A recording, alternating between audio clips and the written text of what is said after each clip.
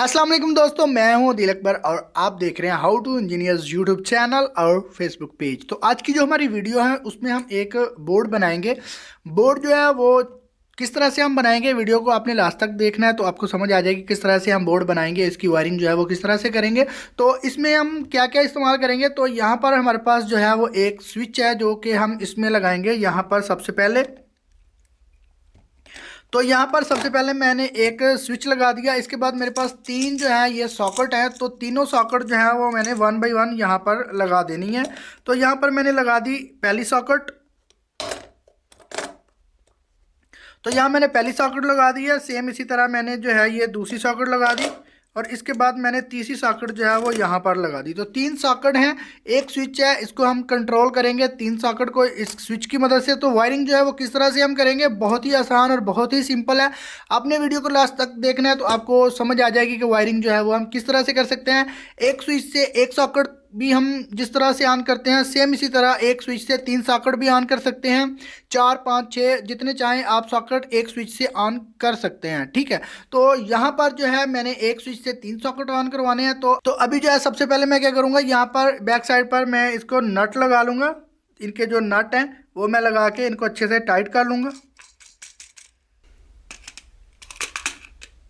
तो दोस्तों यहाँ पर आप देख सकते हैं कि नट मैंने सारे लगा लिए, इनको मैंने अच्छे से टाइट भी कर लिया।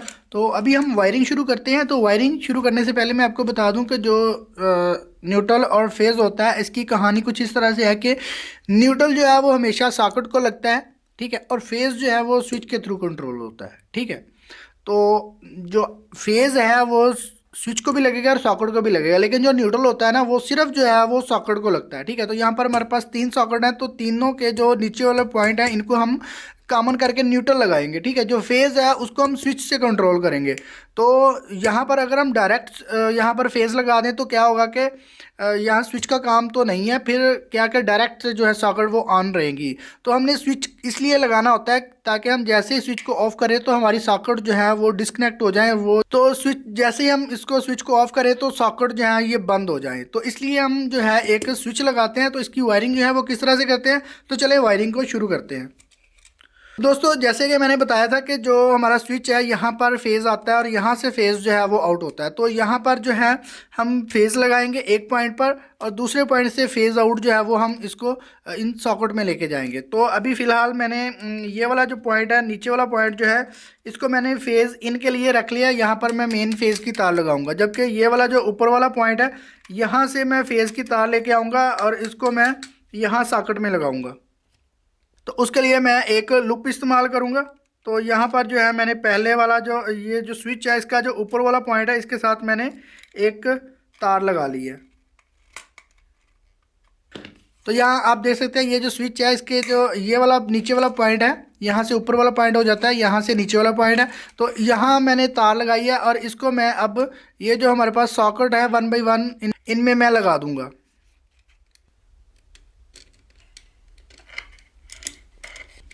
तो दोस्तों जैसा कि आप देख सकते हैं कि मैंने ये जो पहली सॉकेट है इसमें मैंने ये फेज़ की तार लगा दी है, जबकि ये हमारे पास जो दो सॉकेट है इनको लगाने के लिए मेरे पास जो है दो और लूप है। ये वाला जो लूप है इनको मैं यहाँ पर लगाऊंगा। यहाँ से ही मैं तार को दूसरे जो दूसरा हमारा सॉकेट है वहाँ पर लेके जाऊँगा कुछ इस तरह से, ठीक है। लूप मैंने जो है उसको मैं यहाँ पर दूसरे सॉकेट में ले आऊँगा। अब यहाँ से ही मैं एक लूप लूँगा और जो हमारा लास्ट वाला सॉकेट है वहाँ पर लेके जाऊँगा कुछ इस तरह से। ये जो लास्ट वाला हमारा सॉकेट है यहाँ पर मैं ये लूप ले जाऊँगा। इस तरह से हमारे जो फेज़ के कनेक्शन है वो तो कंप्लीट हो गए हैं। तो अभी हमने क्या करना है, अभी हमने ये वाले जो पॉइंट है इनको हम न्यूट्रल की तार लगाएंगे। तो न्यूट्रल के लिए भी मैंने जो दो लूप है वो बना ली हैं। तो हम क्या करेंगे, सबसे पहले ये वाला जो पॉइंट है यहाँ पर हम लगाएंगे एक तार। तो ये वाला जो दूसरा पॉइंट है इसको मैं सेंटर वाले सॉकेट में लगा दूंगा। तो अभी चूंकि ये न्यूट्रल जो है ये तीसरे जो सॉकेट है वहाँ पर भी लगनी है, तो उसके लिए मेरे पास जो दूसरा लूप है वो मैं लगा लेता हूँ। तो अभी मैं ये जो लास्ट सॉकेट है इसको मैं ये लूप लगा के जो न्यूट्रल के कनेक्शन है वो कंप्लीट कर लेता हूँ।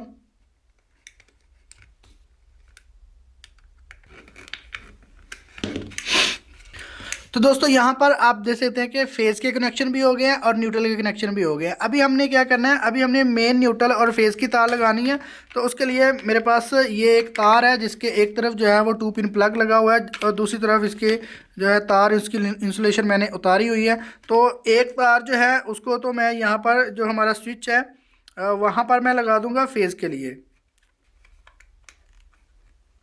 ठीक है, तार जो है एक मैंने यहाँ पर लगा दिया और दूसरी जो तार है वो मैं यहाँ पर न्यूट्रल में इन तीनों पॉइंट में से किसी पॉइंट के साथ भी लगा सकता हूँ। तो यहाँ पर मैं पहला जो पॉइंट है यहाँ पर मैं लगा देता हूँ।